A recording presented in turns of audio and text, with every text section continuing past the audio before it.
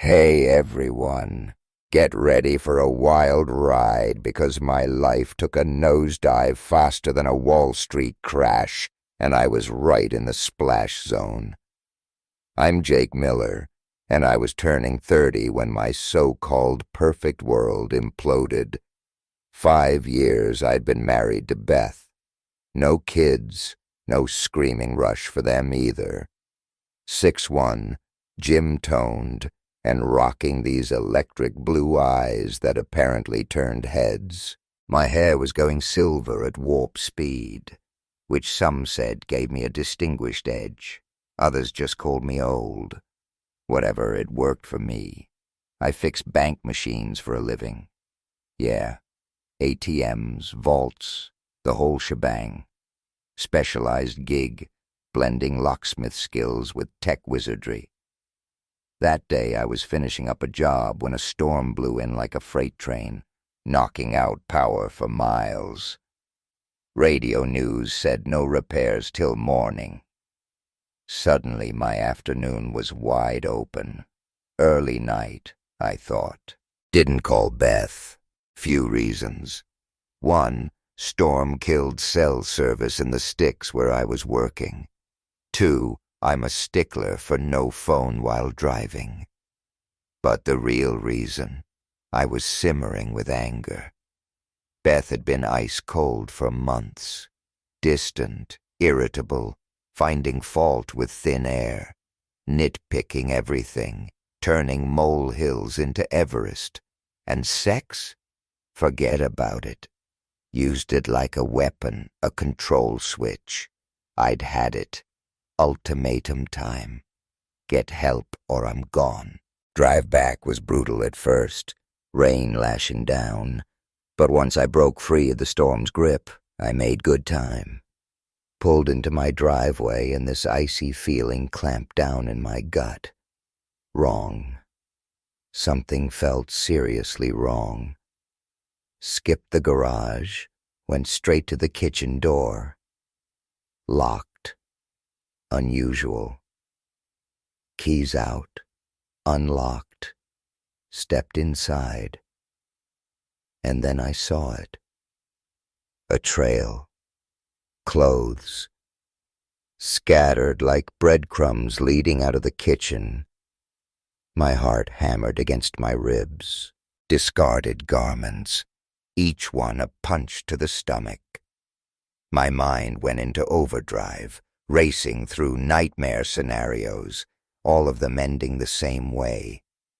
Gut twisted into a knot of cold dread. I knew what I was about to find. Took a deep breath, braced myself. Phone out, camera on, video rolling. Gotta document this. Follow the trail, guest bedroom. And there they were. Bathed in this sickly, dim light filtering through the blinds. Beth. Underneath her, Mark, her boss, office manager. For a heartbeat, I just stood there, frozen. World cracking around me, silent and brutal. Beth, Miss Holier-than-thou, always preaching right and wrong. And here she was, trashing every principle she ever claimed to have. Then I heard her voice, a low, throaty purr that sliced through me like a shard of glass. "This is only for you, Mark," she whispered. "Jake can't be part of this, not until I'm sure I'm pregnant with your baby. Then we'll let him think he's in charge while we do whatever we want behind his back." Air punched out of my lungs. Betrayal wasn't just physical. It was planned, deliberate. Ice in her veins, hands clenched into fists, knuckles white. Had to stay calm, camera rolling. Gotta get it all. As Mark finished, I cleared my throat, loud. "Don't mind me," I said, voice flat, too flat. Just grabbing some things. Their faces. Priceless. Beth's face bleached white, eyes wide with terror. Mark scrambling for the sheets like they were a shield against the apocalypse. I held up my phone. Already uploaded to the cloud, I said, a grim satisfaction creeping through the shock. I'm thinking both your wives, and maybe your bosses, are gonna get a kick out of this. Mark, buddy, you might want to update that resume. Pretty sure corporate frowns on employee screwing. Turned on my heel, walked towards the master bedroom. Behind me, all hell broke loose. Panicked whispers, rustling sheets, a heavy thud like someone hitting the floor hard. Then a sharp slap, echoing in the sudden silence. Beth's voice, raw, furious. Slap me again, you son of a bitch, and I swear I'll kick you where it counts harder than you've ever been kicked. Glanced back. Mark, curled up on the floor, clutching himself. Beth towering over him, face a mask of pure rage. For the first time that day, I felt something other than gut-wrenching betrayal. Cold, hard satisfaction. And then, a dark idea sparked. Stepped over Mark's whimpering form, rifled through his discarded clothes. Wallet, keys, phone. Bingo. Pocketed the phone. Pulled out his credit cards, office key card, driver's license. Left the cash. Not about the money. Then I saw it. Emergency contact card. Wife's number, Lisa. Home address, jackpot. Used Mark's phone. Called her. Lisa? Voice shaky, but I pushed through. Your husband's in trouble. Groin injury. You should probably come get him. Gave her my address. Hung up before she could even process what I said. Stuffed Mark's clothes into a trash bag, locked them in my car trunk, went back inside. Beth was on the bed now, sobbing hysterically, babbling apologies. Mistake, she kept repeating. It was a mistake. Words were just static.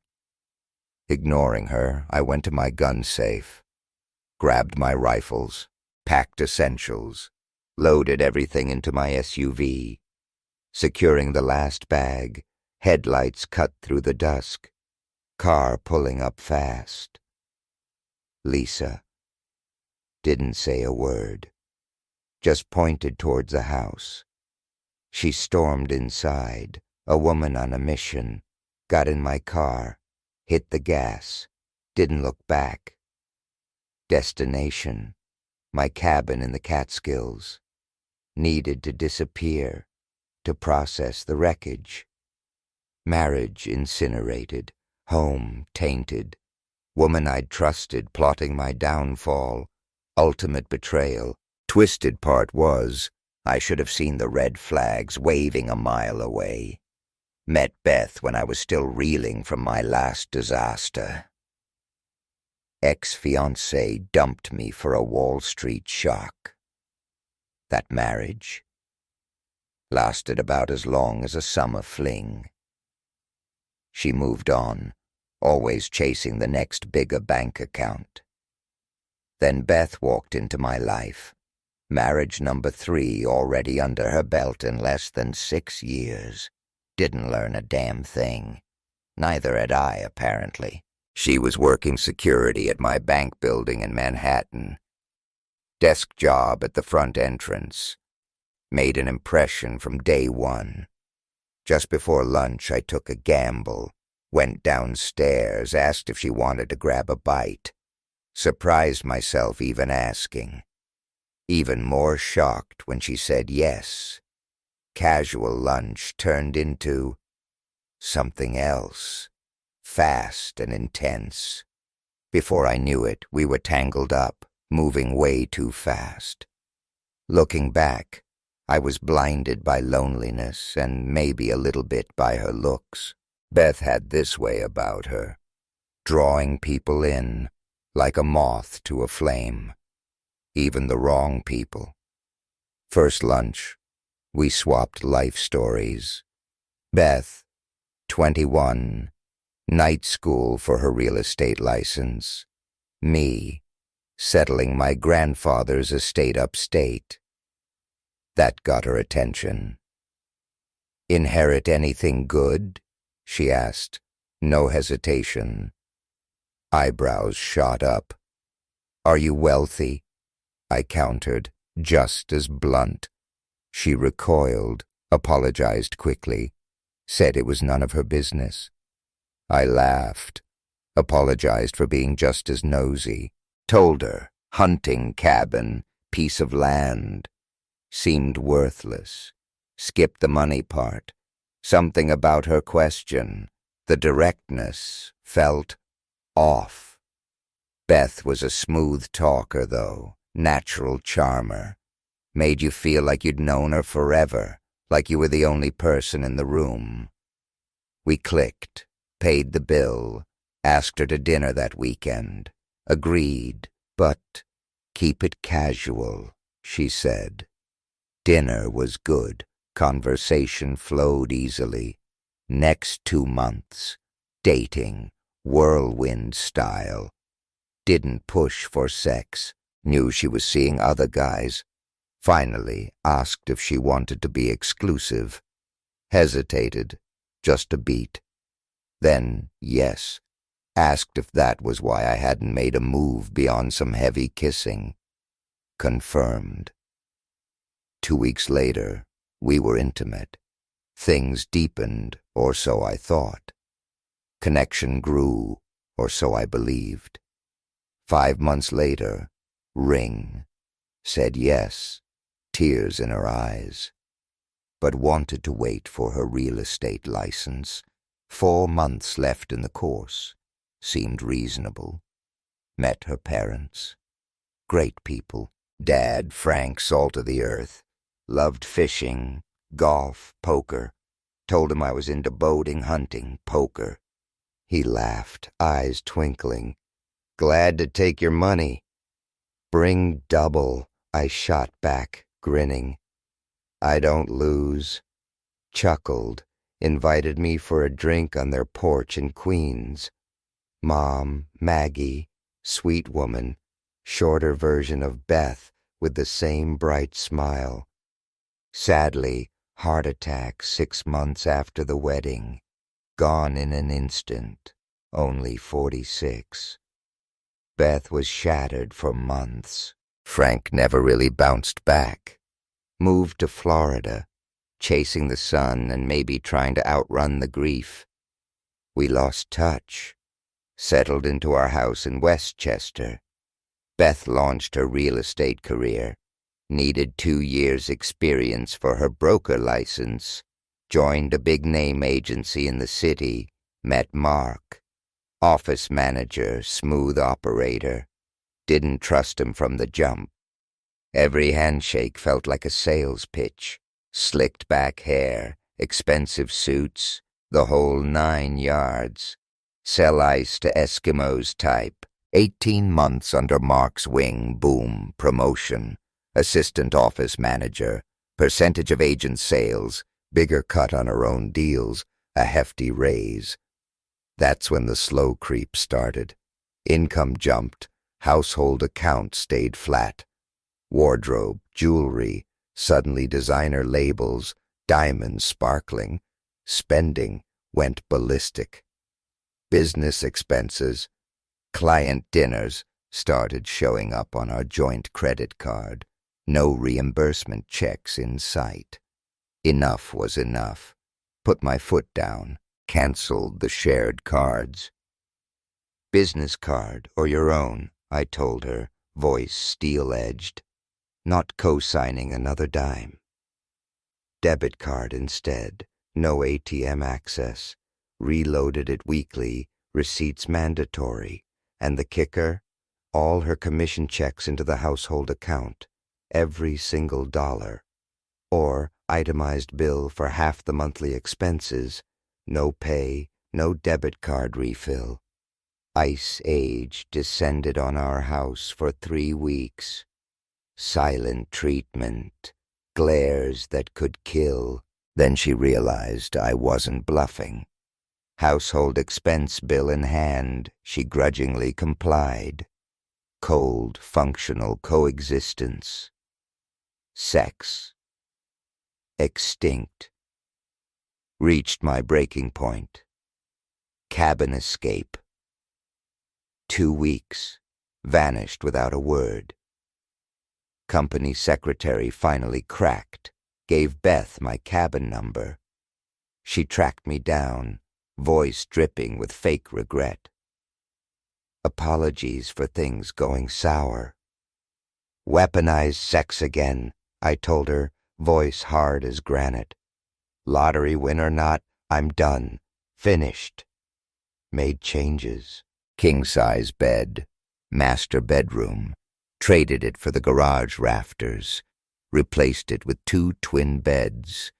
Pushed far apart. No sex games for a year. I lay down the law. King bed comes back. Excess income, separate account. Hands off, Beth. Started to argue, voice rising. Cut her off cold. Cabin's fully equipped. Permanent setup if I need it. Shut her up fast. 3 months later, walked in on Beth and Mark. Cabin, my refuge. Immediately. Changed my address with work. Hired a shark of a divorce lawyer in the city. Beth signed the papers. Under duress, she claimed. Mentioned the video. Duress argument evaporated. Judge was disgusted. No sympathy for her. Ruled in my favor. 60-40 split. Me, the lion's share. Beth ordered to pay me $180,000. Hidden commissions she'd tried to bury. 60% of the house sale value, or 60% of appraised price if she tried to keep it. Appraisal. Independent firm, no agency games. Walked away with close to $325,000. House sale and her dirty money. Beth and Mark. Fired. Lisa, Mark's wife, owned the damn franchise. Filled her in on the whole sordid mess. Made sure neither of them ever worked in real estate in the city again. Mark vanished. Beth, back to struggling agent. Reputation in tatters. Financially free. Quit the repair gig. Chase my real passion. Teaching. No college degree needed. Online courses. Blacksmithing, locksmithing, lock security. Not rich, but damn fulfilled. Time to write. Turns out I had stories to tell. Lucrative stories. Cabin life. 2 years of peace, then winter slammed in. Brutal storm. Power grid down, counties wide. But I was ready. Cabin was my fortress. Fire crackling, coffee brewing, finally, real peace. Generator humming outside, automatic switchover. Cabin prepped for anything. Snowmobile, sled, UTV, trailer, high ground, above any flood line. Inflatable boat stashed in the garage rafters. Food stockpiled for months. Deep well, water flowing free. Generator failure, only shadow on the horizon. Neighbors. Elderly couple, raising their granddaughter. Single mom down the road, Sarah. 2 young kids. Snowmobile fired up. Elderly couple first. Generator kicking, warm and safe. Sarah's next. Panic City. 5-year-old Lily, terrified in the dark. 3-year-old Leo, miraculously asleep through the chaos. Cabin offer. Hesitation. Don't want to be a bother. 4 bedrooms, just me and my dog. No burden. Reminded her last big outage. 4 days, isolated area. Propane generator, weeks of fuel. Relief flooded her face. Agreed. Battery lanterns. Helped her pack essentials. Blankets, winter gear, kids especially. Cold ride. Wrapped kids tight. Sled, bungee cords. Sarah, snowmobile, white knuckle grip. 20-minute ride through the blizzard. Slow, careful. Windshield low against the wind. Cabin lights blazing as we pulled up, ushered them inside. Warmth enveloping us. Couch, blankets, hot chocolate brewing. Lily giggling. Lights back on. Magic. Leo, still out cold. Storm raged for days. 2 feet of snow piling up. Kids needed entertaining. Snowmobile rides. Hot cocoa breaks.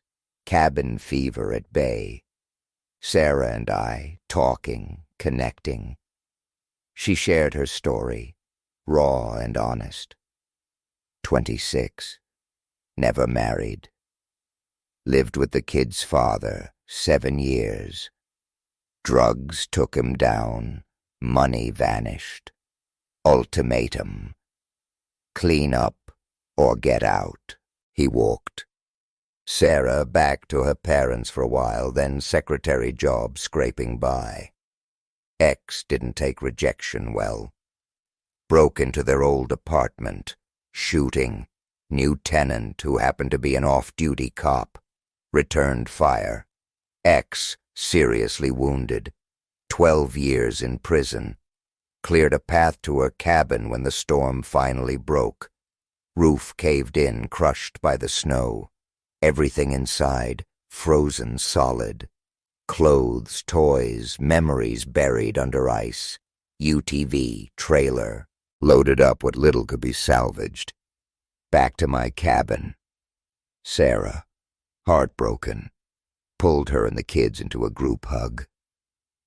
Stay as long as you need. Grandpa Jake to the rescue. Kids laughed.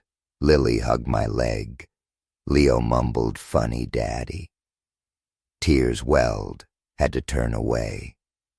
Circumstances forced them to stay, but things got complicated.